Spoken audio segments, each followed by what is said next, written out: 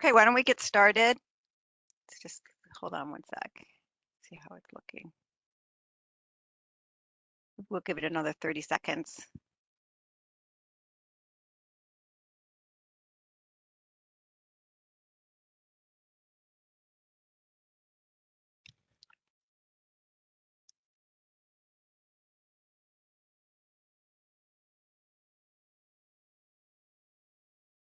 Okay, I think now's a good time to start. So I'd like to welcome everyone to the EviWig meeting. And just for this meeting, on the agenda for today, we will be discussing the upstate utilities interconnecting process for EVs. Katie from Con Ed will address some of the comments that were received on the straw proposal. And I will discuss the V1G and V2G processes. And as far as some of the comments that Katie will be addressing from the straw proposal, we'll be addressing those in future meetings as well. So if people continue to send in their comments and their edits, please do so. We look forward to seeing them, and it helps make a well-rounded standardized process for interconnection. As a reminder, I would like to remind everyone that they will be on mute. You can use the chat or raised hand function if you have any questions or comments and would like to unmute yourself. The meeting is being recorded, and the meeting materials will be placed on DMM in matter number 240039. Oh no. We have that number someplace. I'm not sure what it is right now. And on the EviWig webpage.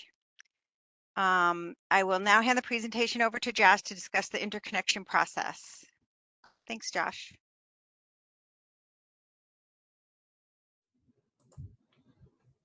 Hello, everybody. So I'm Josh Kaplan from National Grid on our strategy and policy team for electric vehicles, supporting the Make Ready program and the other EV offerings we have in New York. And I'm going to talk through some comparisons we did for the upstate utilities to the processes and straw proposal with of Con Ed and ONR being the downstate utilities. So we can go to the next slide. So just to kick it off for this comparison and discussion, we just wanted to start off with all of the joint utility members strive to have a fair, transparent, safe, and efficient connections process for all of our customers, not just our EV customers. And that the EV process is often going through a process that is also utilized for other types of connections for other electrical service that customers desire. When we, as the upstate utilities, were looking at the straw proposal that Con Ed submitted, we are generally aligned with almost all of the measures in there.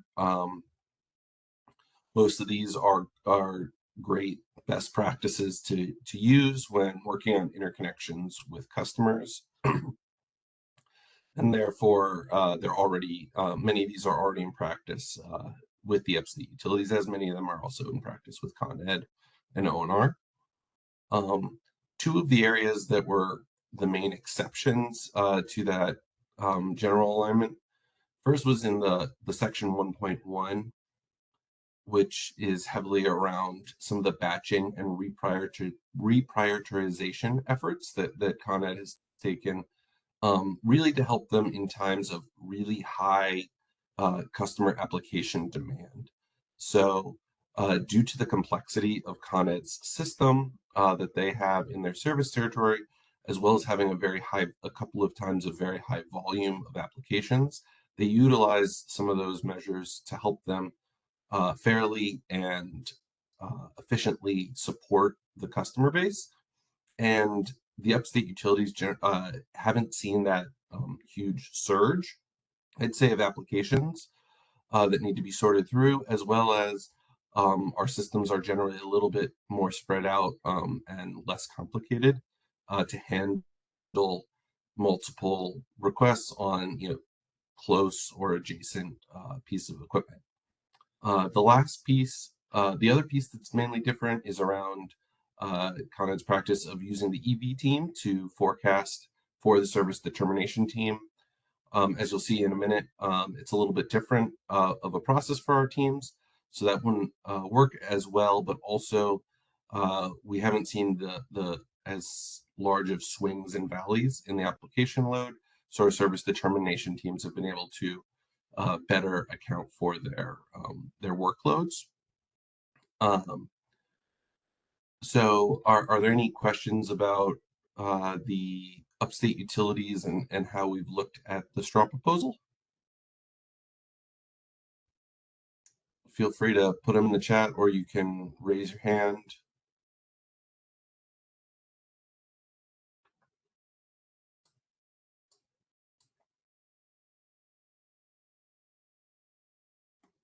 If not, then we'll continue on to the next slide. So this slide, so last EV WIG technical session, Con Ed shared a comparison of the sort of bidirectional SIR process for distributed resources.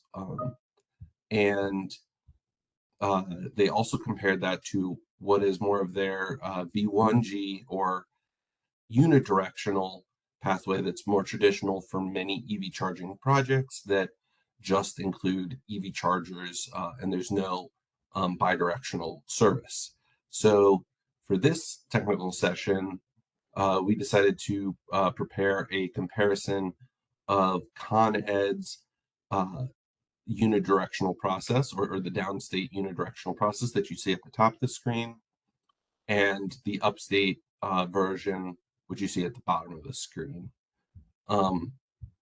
So both start with a customer inquiry, and then there's an optional path right at the beginning for customers to participate in the fleet advisory service or the electrification advisory service that the downstate utilities offer.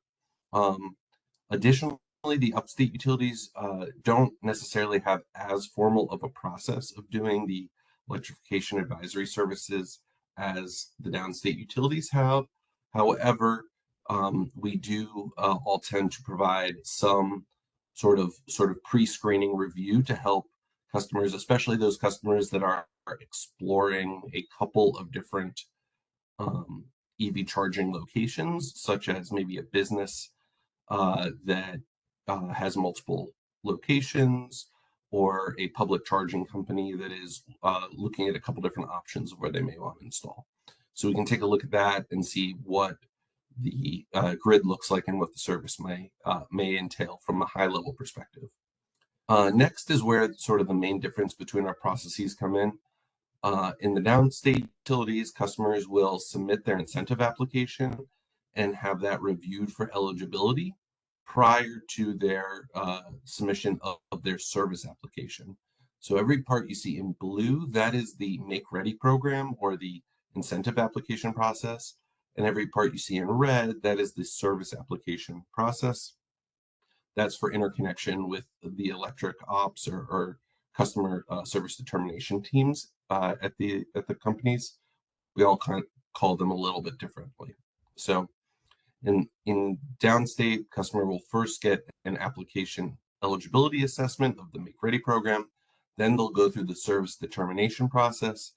Finally, the incentive amounts will be calculated, and then a program agreement will be signed before they proceed on to construction. In the upstate process, we tend to overlap the two processes a little bit more. So generally, the customer will submit their service application either in parallel or slightly before they submit their incentive application. And we have both our Make Ready program process reviewing its application side, as well as the service determination team doing their review and design work in parallel. and then they come together at the end to review both sets of terminations and sign program agreements. All of this, just like with the upstate utility or with the downstate utilities, will all happen before any construction work, either on the utility side or customer side, takes place. And then after the program agreement is executed, it is pretty much the same between across the state. So at that point, customer side, customer owned equipment construction can start, as well as utility side construction and equipment can start. Then the site will be validated and energized. Final closeout documents will be submitted to the utility. Things like final permits, one-line diagrams, costs, and that'll close out the documentation, the incentive payment, and then finally reporting occurs. So while our approaches are a little bit different, they achieve the same goals. The main difference is really just that Con Ed will do this eligibility assessment first to help the customer get a sense of where they land within the program. Well, we haven't found it as necessary to do that in the upstate utilities, and we kind of take both together. And one of the main drivers is simply just our kayak process. It's really helpful for the customer to get a sense of what the kayak value will be prior to getting too deep into the make-ready application for the upstate utilities. Finally, in terms of timelines of how long this process takes, it is really dependent upon the interaction between the customers and the utility, which is very heavily dependent. It's dependent on many factors, so it's very hard to give an expected range. There are policies and processes within the utilities that may have different number of business days for certain emails and things of that nature. But in general, the biggest driver of these timelines is how much of the documentation that the installer has ready to go and the completeness, accuracy of the applications, and then how quick the installer is able to respond to some of the utility needs, whether it's getting additional information or completing tasks like municipal inspections, easement applications, and things of that nature. So those it can be a very wide range of process depending on the customer's needs, desires, and experience. So with that, I will pause and see if there are any questions, comments, things that anyone would like to bring up. I don't see any in the chat, so feel free to put comments or questions in the chat or raise your hand or come off mute and share your question.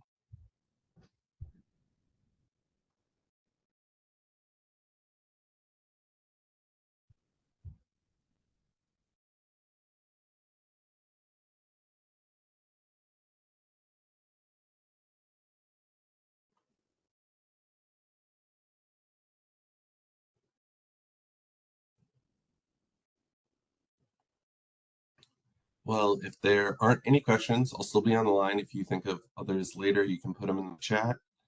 But otherwise, I will pass it back to Lisa, or maybe on to Katie for the next item. Thanks, Josh. Yeah, I think, Lisa, we can go to the next section. Okay, great. So as Lisa mentioned, I have a few slides prepared to respond to some stakeholder comments that we received on the straw proposal for queue management that Con Edison filed back in March and that we reviewed kind of a summary of at the first EVWIG meeting.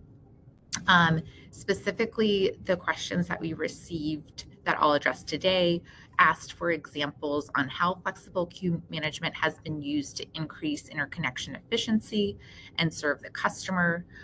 Also asked for examples of the implementation of a phased deployment of plugs so that the customer could interconnect quickly and take advantage of available capacity at a given site.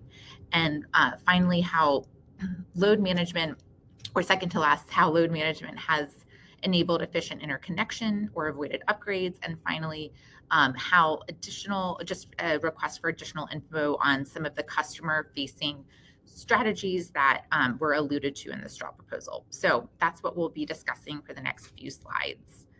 I think, Lisa, we can go to the next page. Okay, great. So first off the bat, this question about flexible queue management, as a reminder, the straw proposal recommended that each utility define if and when and how to accept project scope changes that impact service determination with an eye to flexibility and to fairness.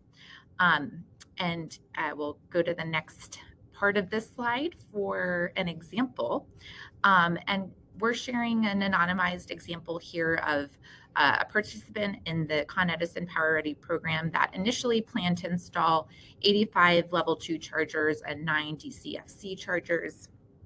And after submitting the documents required for service determination, realized that they had a hiccup with the site host and needed to modify the project scope, and also got some new information about what the demands from the market, who would actually be using those chargers. Those demands were not exactly what was first expected and had changed a little bit.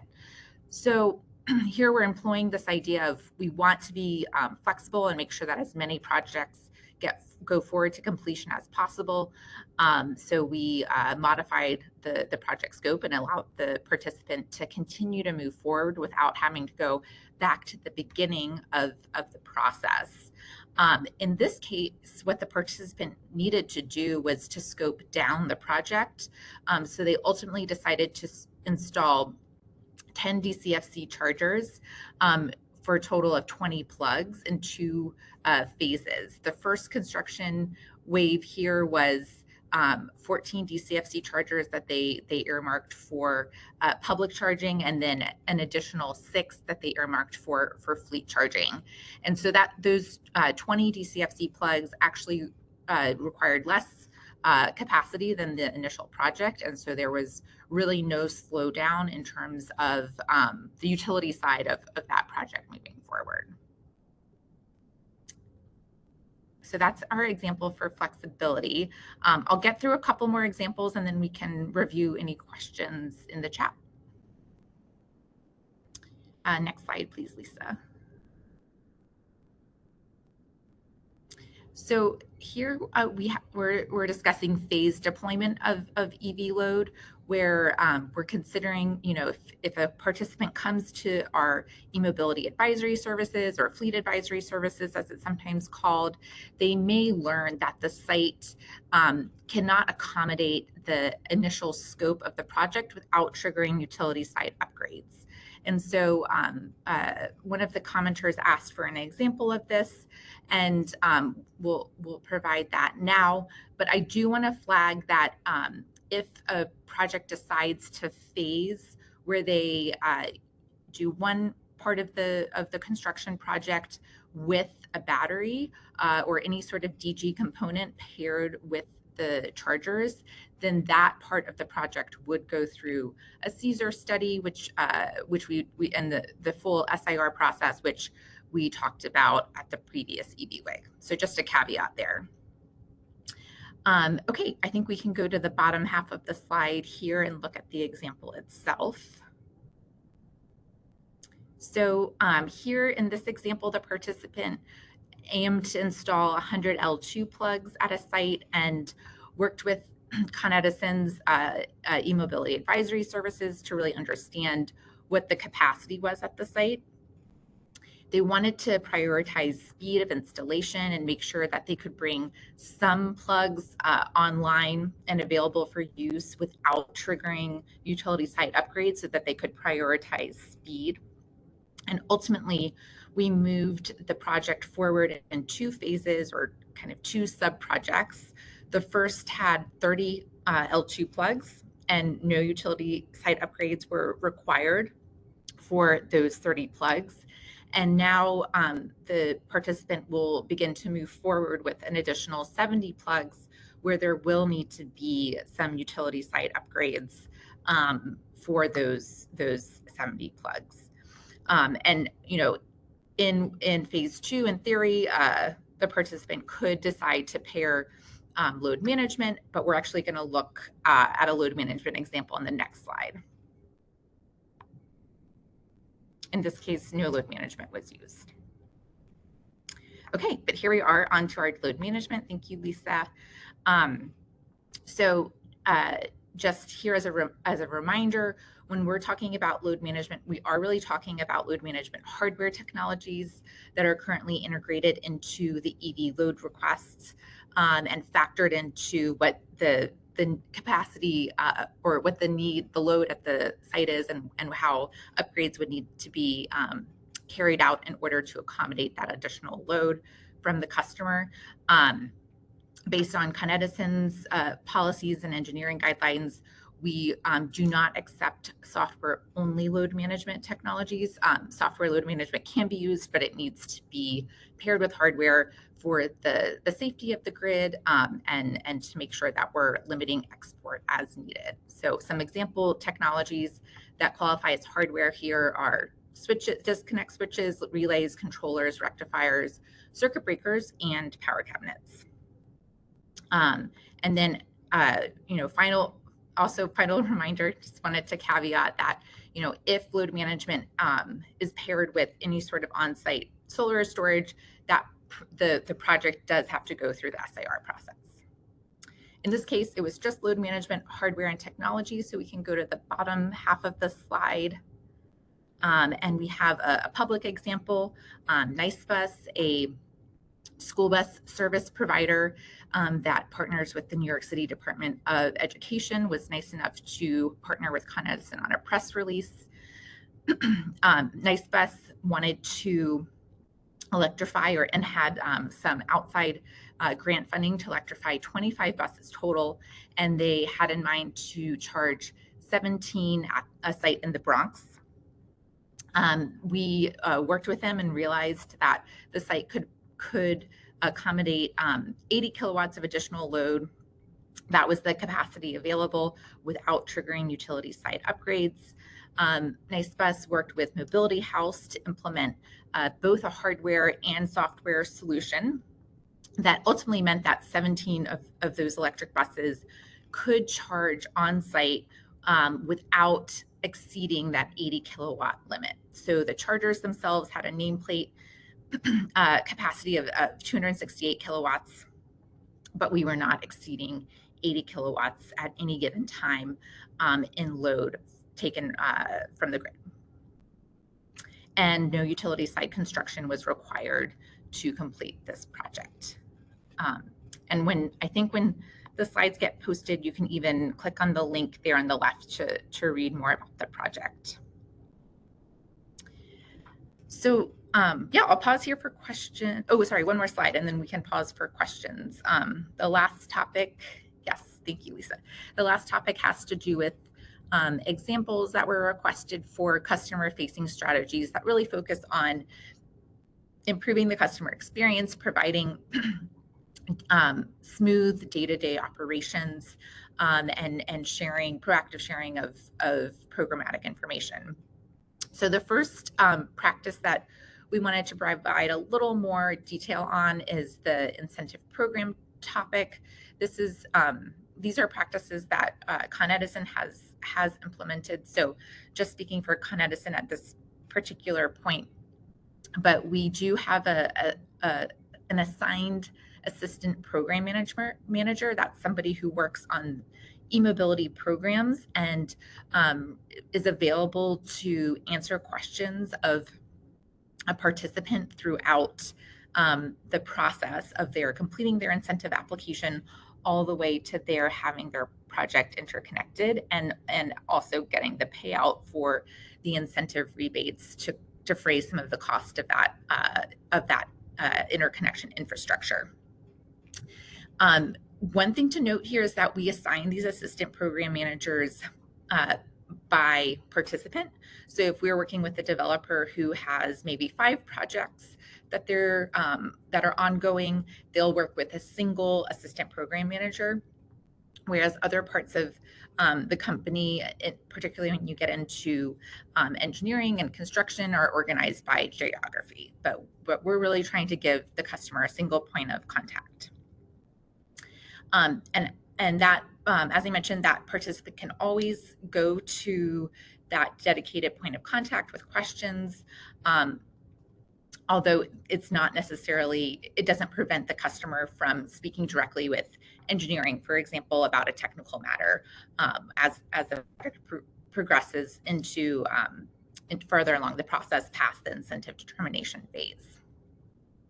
And then if needed, the program manager can always get together sort of the relevant teams, the relevant people who work across the utility to hold a check-in meeting and to do that on a regular cadence as needed for a particularly complex construction project, for example.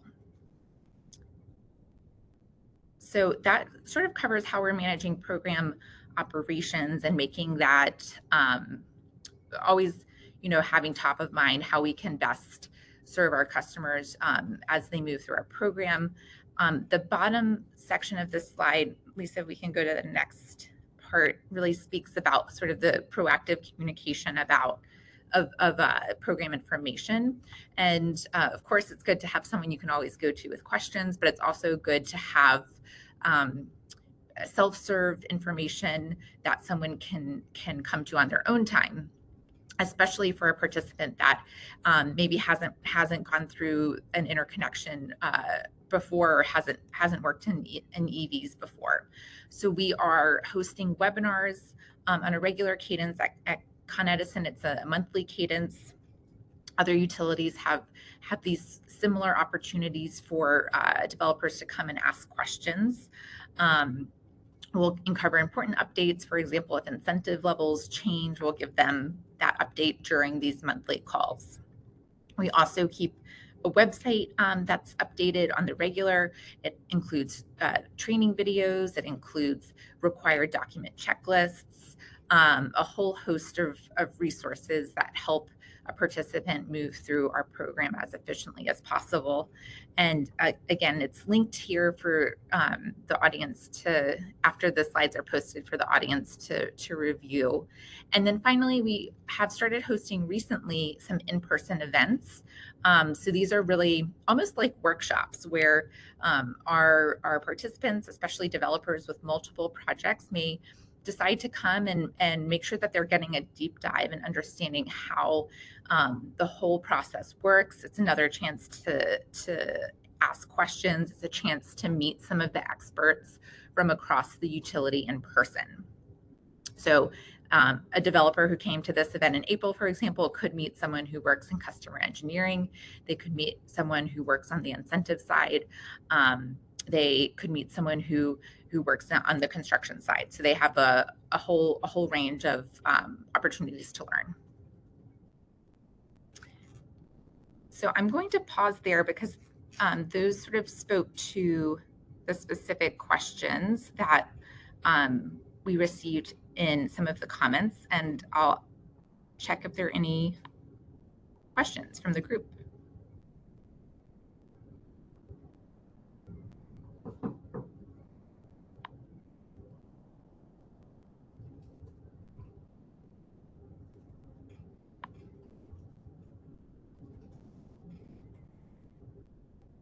It looks like we have Mary Hernandez has a question. I saw Sure. her hand raised. Mary, you can unmute yourself and ask a question. Great. Okay. Can you hear me? Yes. Okay. I wasn't sure if I could unmute myself. Yeah, so this is Mari Hernandez with the Interstate Renewable Energy Council. Thanks so much, Katie and Josh, for these presentations. I think one of the things that we were interested in, and Katie, we mentioned this to you before, is just trying to understand better the engineering review. We don't feel like we've seen anything that really talks about what that looks like, what type of analyses, what type of data you're using, all of that kind of stuff. So if there's anything you can provide on that, or if that's coming in a future presentation, would just love to know that, or we can talk offline as well.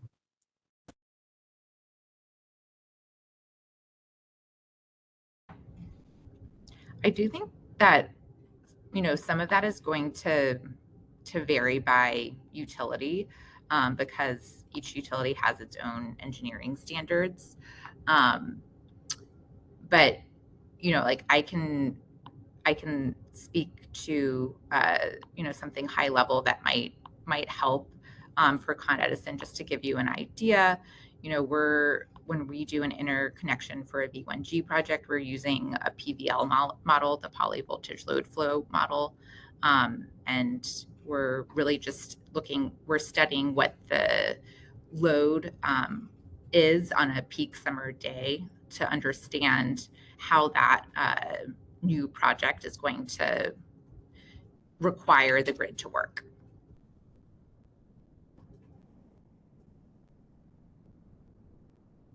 Is that sort of in line with what you were hoping for, Mari, or maybe there's some other nuance to the question that I'm not picking up on? No, I think that's helpful. And unfortunately, our engineer couldn't be on this call, but I will bring that back to him. He may have additional questions and we can reach out, but that is helpful. Thank you. Yeah, sure. And I'm just speaking for Con Edison in that regard, but always happy to chat more about it.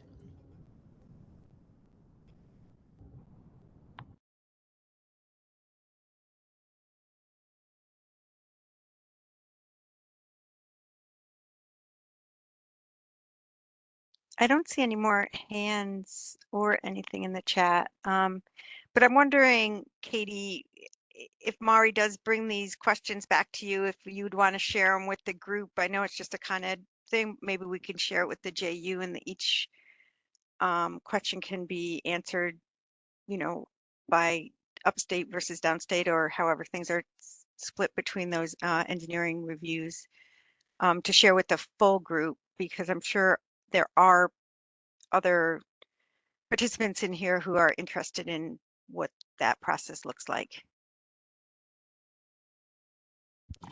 Yeah, I think we could, put together some kind of comparison table if helpful.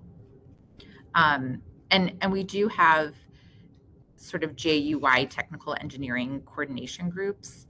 And, maybe that's also a venue where we can connect Mari and others to.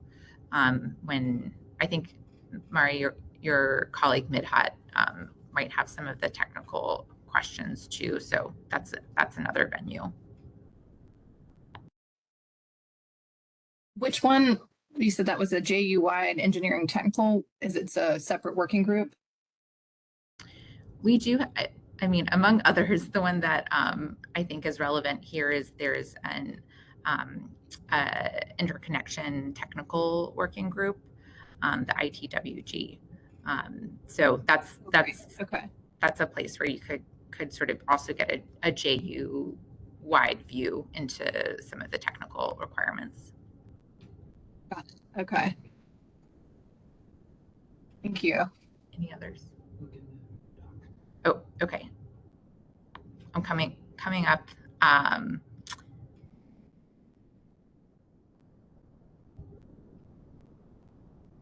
Oh, sorry. One quick addition, just consulting with some of my technical team members, wanted to stress that this engineering review is not specific to EV technology, and that should be the same across utilities.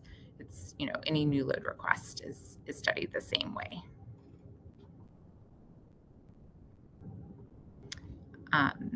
And the objective of the study is always going to be the same for each utility, which is to understand the load request and importing from the grid to the site, while maintaining the reliability of the system, of course.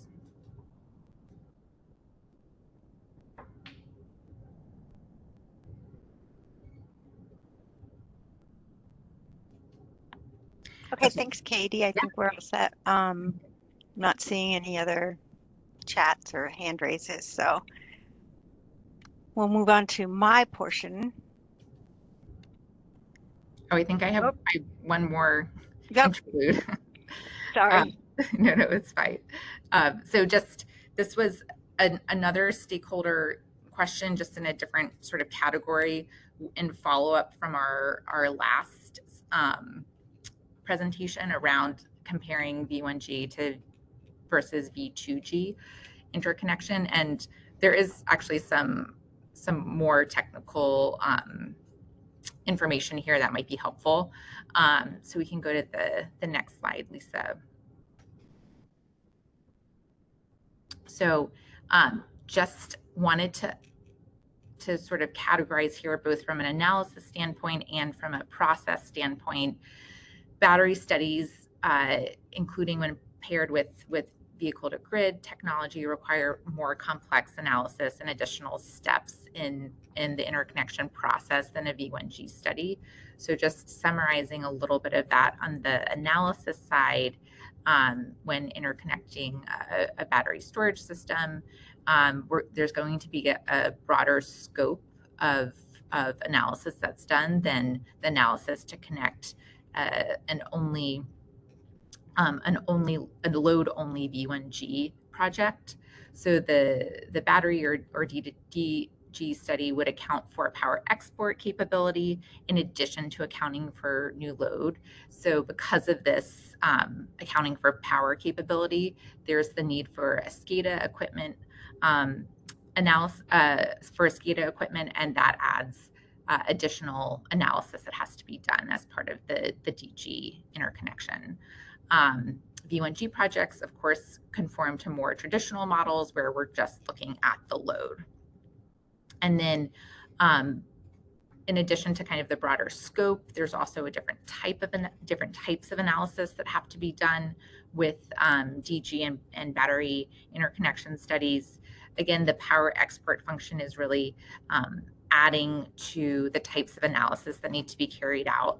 So we're evaluating power quality, voltage fluctuation, and network protection impacts when figuring out how best to connect and safely connect a battery energy storage system to the grid. On the other hand, just the standard load-only V1G project, the study there is going to focus on capacity rather than anything having to do with export, where, of course, export, we want to make sure that the grid itself and the infrastructure is protected and can handle that export. And then on the process side, one process piece that's I already mentioned to answer Mari's question is the V1G component, or the V1G studies are looking at a single scenario. That's what the load pull is on a peak summer day, versus the battery storage projects may look at a few different scenarios based on customer preference. So there may be several alternatives that are studied as part of the interconnection process. And finally, because of the above kind of analysis and process differences, there are different groups internal to the utility that are involved in a battery and interconnection study as opposed to a V1G interconnection study. So you can see some of the groups listed here. And then in Con Edison service territory, the customer pays for the distribution, generation, or battery studies, and V1G studies are part of Con Edison's new business costs.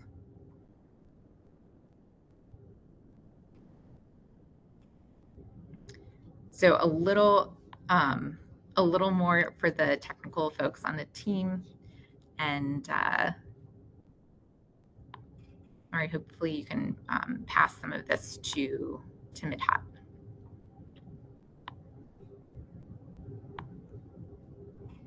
Can I jump in with a question? Katie, this is Paul Germain with EDF. Sure. Hi. Hey, Katie. Is there a way for a customer to install battery storage and commit with hardware or something to like that battery storage and none of the other assets sending power back onto the grid?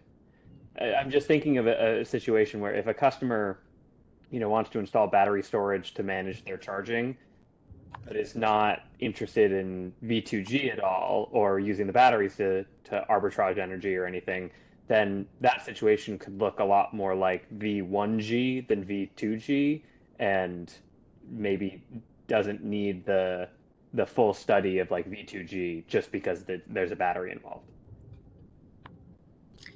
Yes, and you're saying, just to clarify, that there would be either the way the system is designed, there would be no export, or there would be load exporting hardware that limits or prevents export. Exactly. Yep, exactly. There's one more slide that speaks to this, but before we go to that slide, I will just ask. I know that I have a couple of folks on the line who work specifically in battery storage systems and in DG. So Jazz or Joe, I don't know if you want to jump in and add to that about kind of the extent of the studies needed that in the case that Cole outlined. Hi, good afternoon. This is Jazz from Con Ed. Yeah, so anytime standalone batteries are involved, we would have to at least perform a protection and control review to ensure that there is no inadvertent backfeed to the grid. But it all depends on the size of the battery and the size of the installation and the characteristics of the system. That would determine if it's just a protection and control or additional studies would be involved. Hi, all. This is Joe, also DGM bus person for Con Edison. One thing to remember for energy storage in the state of New York, developers communicate to utilities how they wish to operate the battery, and we review those technical studies on a case-by-case basis of how they pull out the application and their Appendix K, which is part of the standardized interconnection requirements for the state of New York. So each battery doesn't automatically get studied because utilities want to study it. They get studied based on the screenings, the protection control review, and how that developer wishes to play in the market. So those are items under energy storage type of project that will automatically go under a review through either a detailed Caesar or, as Jazz was saying, protection control review if they don't wish to export. Thanks. Thanks, Jazz. Thanks, Joe. It's helpful.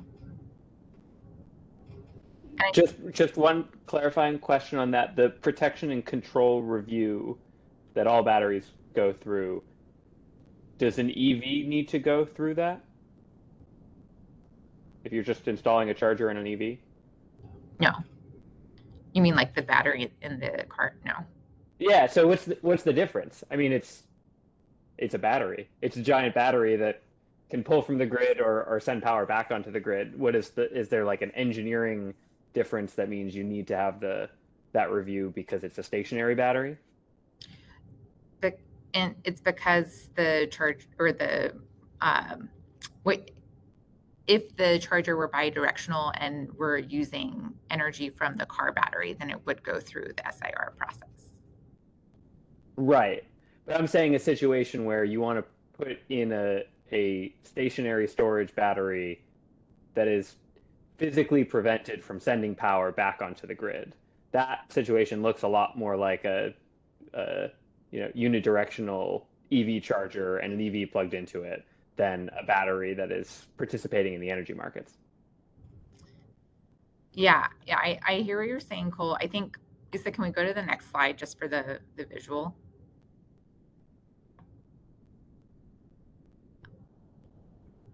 Thanks. Yeah, I think that just to repeat what Jazz said, and Jazz, feel free to add here, there's still a study that needs to be done that demonstrates that battery, even if it's used for backup, for example, or even if it's used in parallel to the grid, does not export inadvertently. And I'm not an engineer, but I'm thinking that might be more common or like something that could actually happen than in a car battery. Okay. All right. Thank you. Jazz, anything that you want to add or that I should have added? No, I think you covered it. But yeah, the car batteries. in it itself, if it's not a bidirectional charger, then we don't have the concern there. But if it is bidirectional charger or a standalone batteries, then that have to be reviewed for the impact there. Okay, that's helpful. Thank you. So it's about the safety goal and just inadvertent backfeed. And I think Jazz already alluded to this, but all of that screening has to do with size of battery too.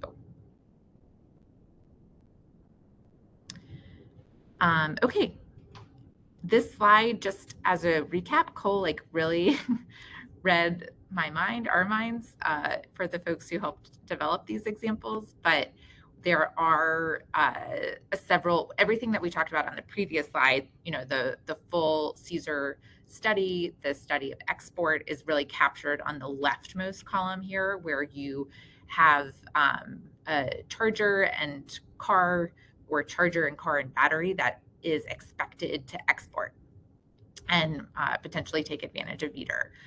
So in that case, the full Caesar happens, and load and battery export are studied together by our engineering team. The two examples in the middle are more akin to what Cole was asking about. One where you have a battery plus V1G standard EV charging, where the battery is really designed for backup. So that could be for mission critical fleet, emergency vehicles, where that battery backup power may be needed for charging, but is not designed to export.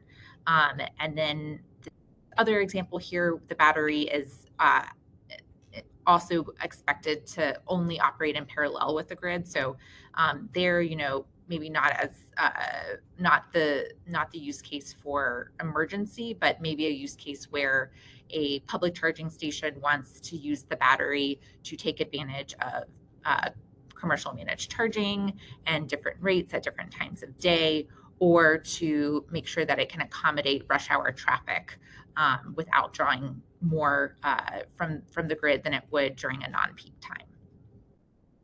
And then, of course, the rightmost column here, we have our standard interconnection where just load is studied, and this is just the standard EV charging construction.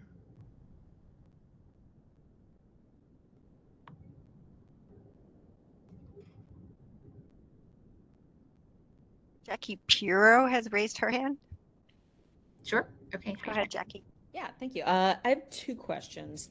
On the full V2G case on the left, my understanding is the EV load study is that done by a different group than the battery export study? I see it says they're studied together, but we've seen sometimes that it's different departments, different teams. So my question is, do we need to work with two different departments? Do they need to be done in parallel, in series?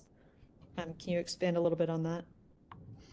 Yeah, sure. And we touched on this a little bit in one of the earlier EV wigs. So for Con Edison in particular, it's the same group. We are studying the project together. We're considering every component, the name capacity on the chargers, the battery if paired, and this is a very small number of projects right now that are coming through that are represented in that leftmost column. So from the customer standpoint, there's no different sort of process that happens. We're just pulling in more internal teams to go through the study of the battery than we would just going through the study of a V1G interconnection. But it's not as though we're handing the customer off to different teams in order to have that take place. Does that make sense? Great. Yes, that's fantastic to hear. And my second question is somewhere in here, are you able to allow a bidirectional system to mode switch from parallel operation to battery backup power mode and then back to parallel operation? Thank you. A question that I do not know the answer to. I ask it, I'm not trying to be troublesome. I more ask it because I know that utilities have had some concerns about doing this. And so there's no wrong answer. I'm just sort of curious where Con Ed is on this, on this idea. Thank you. Sure. Hi, Jackie. This is Jazz. So anytime a bidirectional battery is involved, we would need to take a look at the system to ensure that there is safety put in place for the crews that are working on the line, and also safety, and also for the equipment that's in the field as well. So yeah, the study would be involved there. Oh, I know there would be a study for sure. And I know you would need to interconnect it for the parallel operation for sure. But I think the question is around that mode switching where you need to be transferring, from grid integrated to, or call it grid following to grid forming mode, and then back to grid following mode. And, we have customers that are interested in this for the idea of power outages. But we're definitely, utilities definitely, when they sit down and think about it, aren't entirely sure how to make it happen. And so I guess I'm more just trying to put it on your radar as something to think about, as you have developers start coming to ask about it. Thank you. Yeah, so we do have applications that are on the system that perform the same function. But yeah, a study would be involved to study the impact of it. But yeah, that is a case that could be reviewed. Thank you. Thanks, Jazz.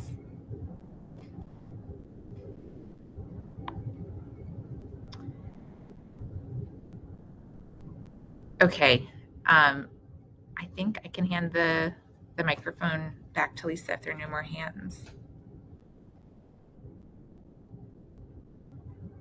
Thanks, Katie. I don't see any right now, but if you do have any other questions, we can address them at the end of the presentation or through the chat. So thanks, Katie. Yep, thank you. So we at the Department of Public Service, our own Jason Pause runs the Interconnection Technical Working Group, which I believe Katie was mentioning earlier. He sent out 2 poll questions to the group.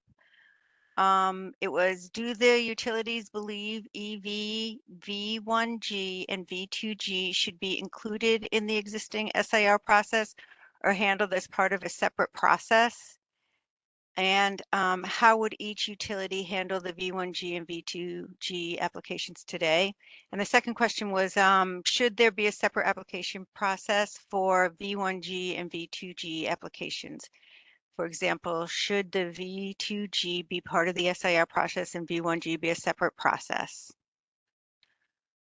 Overall, the results indicated that the ITWG agrees that the processes should be separate, particularly because the EV V1G is a load study and is for service only, and that the V2G process is varied and complicated. It involves the grid import and export and different studies, and that the CSER already follows a process which is already standardized for the V2G. So, so for our EVWIG, I think the task for this group is to continue creating a standardized statewide process for the interconnection of EV V1G, and eventually it might even pertain to how building start to electrify. But the EVWIG, what a faux pas, is tasked with the statewide process of, creating the statewide interconnection proposal for EV V1G. But are there any other EV related issues that stakeholders may find relevant and would like this group to address? And we can discuss this now, or we can take it home and, you can send me emails on, the topics that you would like to have addressed by this group. And, we can set up future meetings to address it. But I don't know if anybody has anything that they want to start talking about now. Richard Sturvin. Sorry, Richard, I can't say your last Right. name. All good. Richard Sturvin from New York Best. This is kind of going back to earlier, but I really appreciate the work you've done in highlighting the complexity of the vehicle to grid plus battery. But I just wanted to ask, because you have identified how it's a more complicated process, I know some of our members who are involved in vehicle to grid projects have found some difficulties in the harmonization between teams on the SRI process versus setting up the charger. And I think as more of these come on the grid, it might be helpful for this to be a space to talk through this process. And maybe how we can streamline it and make it more of a efficient process for people as we start to set up more vehicle to grid, just because it is a complicated process. But I think there could be some input from our members I could get for the specific pain points they have. But I think there definitely is some room for improvement there. That would be great to keep on the radar. Absolutely. That's a great thing, and I'm glad that you brought that up. And do you, off the top of your head right now, and of course you don't have to answer this, and I don't want to put you on the spot, but do you have particular pain points that you can identify right now? Is there like a certain exact area that you are speaking of, or right now it's just this is a thing that happens and it's Yeah, I'll just off the top of my head, I can try. I don't have the specific points, but it has to do with the vehicle to grid service applications are handled by many teams and departments. Um, and the EV project with vehicle to grid, they're eligible for power ready incentives as an EV project. But completely separate, the customer must submit a power ready application for incentives, which triggers a separate applications with the energy service teams. And because they're not linked, you may have a service determination, an assigned program agreement, while a Caesar study is still in progress and may lead to conflicting results. And another example has to do with incentives, because the EV infrastructure process fall under the e-mobility team members at Con Edison that are responsible for charge management programs. There's incentives for these. But also we'd like to see the energy storage and other load management technologies be eligible for these incentive payments. So the misalignment between the incentives, even though you're saying it's all harmonized, the incentives for these processes aren't very aligned. So those are just a few points. I'm sure I could dig up some more specifics from members going forward, but I just think it would be an interesting subject to keep in mind. yeah, okay. Thank you for that. That's, definitely keep that in mind and bring it up at a one of the next meetings. And Lisa, can I just, ahead. Yep. I appreciate Richard bringing up the coordination that, where there's room for improvement. And it sounds like it's especially at the application, like the beginning of the process. So, yeah, acknowledge that there's going to be room for improvement and, learning from growing pains as we see more of these applications. So good to get in front of it and Lisa, defer to you about if that happens here or in another venue. Okay. The question's going to be out there for anyone else who's also in this meeting that can think about it. You can just shoot me an email and we can find relevant issues that we want this group to address. because I'm not seeing any hands right now. I saw Jackie clapping hands though, Richard, when you were talking. So moving forward, we'll put this question up on the web page so that people don't forget. For our next steps, we're heading down to the end of this meeting. Just continue to send me edits and comments to the straw proposal, and send me the EV topics and issues that you'd like to see addressed and discussed in the future meetings. If anyone in this group would like to present on a relevant topic, also just send me an email on that. We do have some developers who will be presenting in one of the next meetings, as well as the IREC, Mari, in fact, if she's still on. And the next meeting is scheduled for August 28th from 1 to 3. And I think that was everything, unless anybody has anything else they want to bring up right now. Now is the time to do it.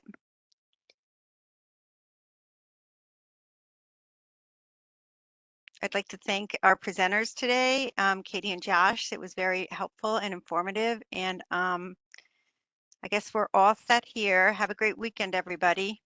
Thank you. Thank you. Thank you. Thanks.